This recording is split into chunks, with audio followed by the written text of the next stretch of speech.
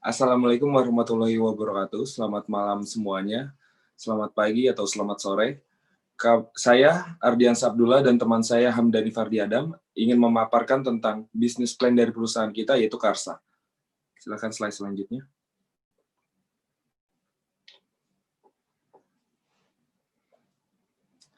Sebelum kami mempresentasikan isi dari Karsa itu sendiri, pertama itu nanti kita akan mempresentasikan tentang introduction-nya, apa itu Karsa, lalu gagasan kreatif dari Karsa itu sendiri, tim yang bergerak di dalam Karsa, lalu analisis pasar dan pemasaran yang Karsa lakukan, strategi pemasarannya, rencana pengembangan usahanya, analisis SWOT-nya, rencana keuangan Karsa itu sendiri, lalu analisis dampak resiko usaha yang Karsa lakukan, dan yang terakhir itu ada produk yang akan dijual oleh Karsa.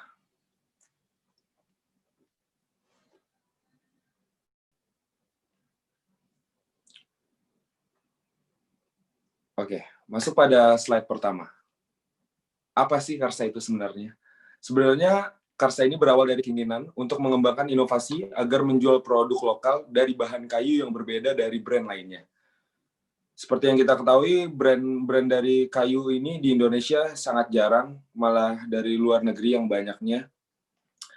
Belum ada yang berani untuk mengembangkannya menjadi aneka ragam souvenir atau fashion yang menarik agar terlihat oleh kancah dunia luar. Karsa hadir di tengah persaingan bisnis fashion dan souvenir seperti sekarang ini. Karsa muncul sebagai pembeda dari brand fashion atau souvenir lainnya, pada umumnya yang sudah banyak dijual di pasaran. Dengan inovasi yang telah kita lakukan, kami akan menjual produk yang dikenal sebagai souvenir atau fashion yang dikenalnya murahan, namun dikemas dalam konsep yang lebih modern dengan produk yang berbeda dari sebelum-sebelumnya. Silakan slide selanjutnya.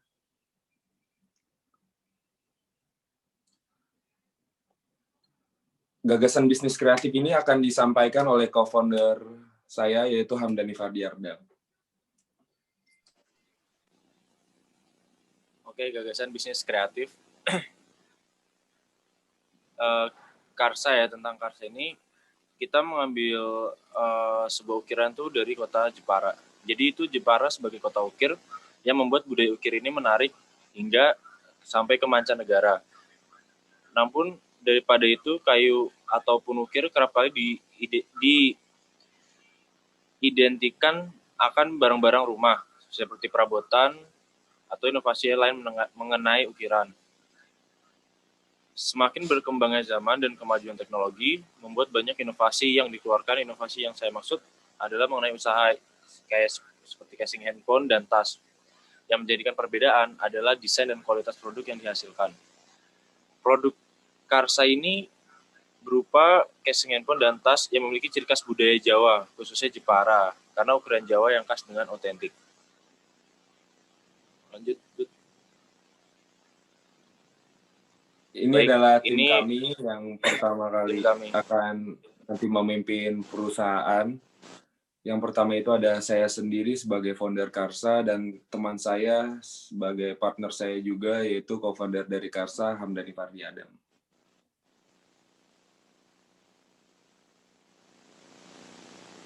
Silakan Adam, mungkin bisa dijelaskan tentang analisis pasar dan pemasaran yang kita lakukan.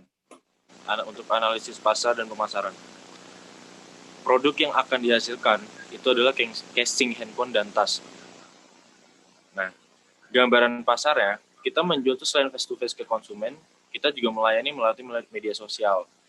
Seperti zaman sekarang ya Instagram dan semacamnya, itu kita menjual seperti itu lewat situ.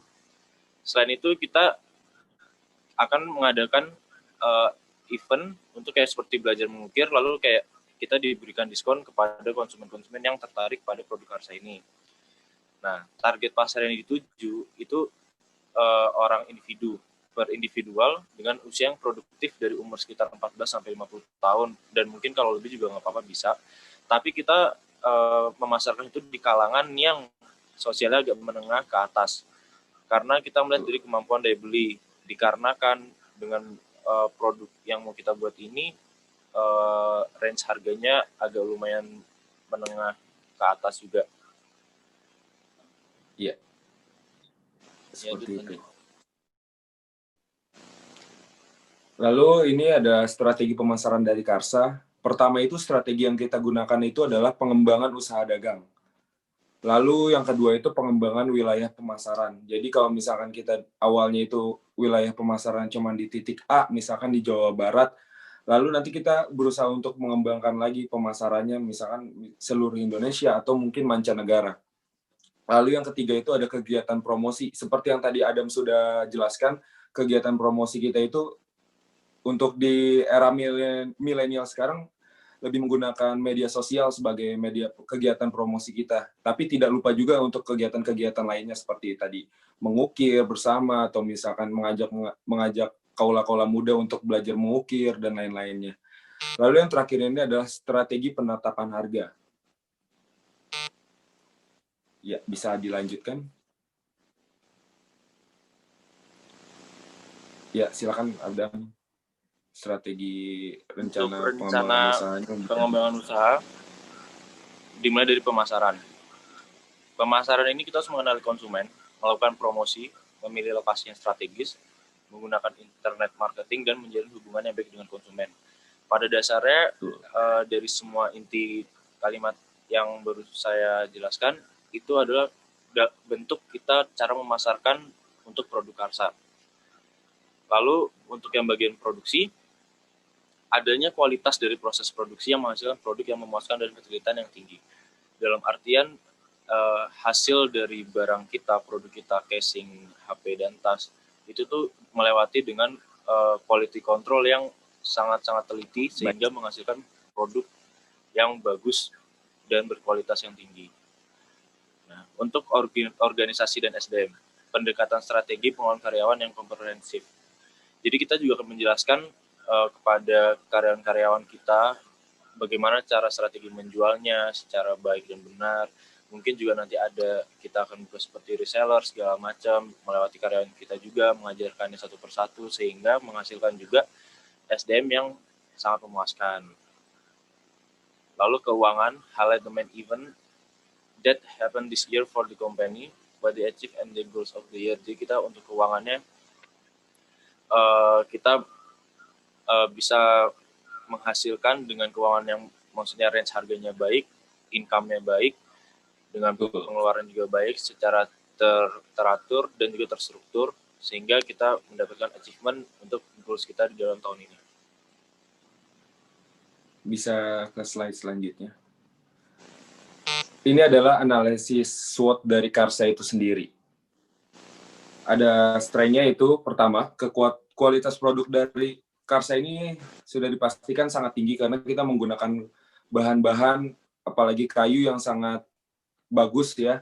Keunggulan desain produk yang berbeda, lalu memiliki tenaga ahli dalam pembuatan produk. Jadi di Karsa ini sendiri tenaga ahlinya itu berbeda-beda, tidak semua dijadikan kayak pembuatan case atau misalkan tas itu dalam satu lingkup tapi beda-beda tim. Misalkan tenaga ahli case itu khusus untuk membuat case atau misalkan tas itu khusus membuat tas. Lalu ada weakness-nya. Weakness-nya ini memerlukan jumlah modal yang besar pastinya karena Karsa ini sendiri membutuhkan seperti berbagai macam peralatan dan teknologi yang canggih. Lebih dari itu juga membutuhkan kayu-kayu yang berkualitas. Lalu weakness yang kedua itu jalur akses pengambilan bahan yang kurang memadai. Lalu ada kurang efisiensinya waktu. Ya karena pembuatan dari case dan tas dari bahan kayu ini sulit untuk membutuhkan waktu yang cepat walaupun dengan teknologi yang memadai. Opportunitiesnya itu memanfaatkan kemajuan teknologi. Lalu hubungan yang baik terhadap pelanggan nantinya, karena kita tahu juga kita memasang harga yang sangat tinggi untuk kalangan menengah ke atas, lalu kita memanfaatkan harus berhubungan baik dengan pelanggan nantinya. Lalu melibatkan masyarakat dalam proses produksi. Treats-nya itu adalah lingkungan pesaing yang cukup ketat pastinya, kelangkaan bahan baku, lalu strategi yang mudah ditiru oleh pesaing-pesaing nantinya. Bisa dilanjutkan? Ya. ini mungkin rancangan RAB-nya ya, bisa dijelasin sama Hamdani Fardi Adam mungkin dari bahan baku Nah, atau bahan penunjang yang ini kita butuhkan. rencana anggarannya seperti bahan bakunya kita bisa dilihat. Makanya kenapa kita mau memasarkan produk ini dengan kalangan tertentu. Karena yang pertama dengan kita lihat dari jenis kayu, dimulai dari kayu jati dengan harga 3 juta, kuantiti barang ada 20, lalu ada kayak kayu mahoni, ebony, cendana, basa kayu pinus dengan harga yang berbeda. Lalu dengan kuantiti yang sama, tapi jumlah harganya itu berbeda. Dengan total modal yang kita keluarkan mungkin sekitar harga ya kurang lebih 380 juta. Itu untuk Bahan bahan penunjang, baku doang ya. alat-alatnya. Ya, itu untuk bahan baku. Nah, untuk bahan penunjang, alat-alat yang kita buat untuk memproduksi produk Karsa ini, ada pertama mesin. Mesin untuk memproduksi aja itu sekitar butuh harga 55 juta. Pendukungnya seperti kayak paku, palu, serutan, terus untuk alat-alat cetaknya dan segala macam itu juga membutuhkan uang sekitar 20 juta.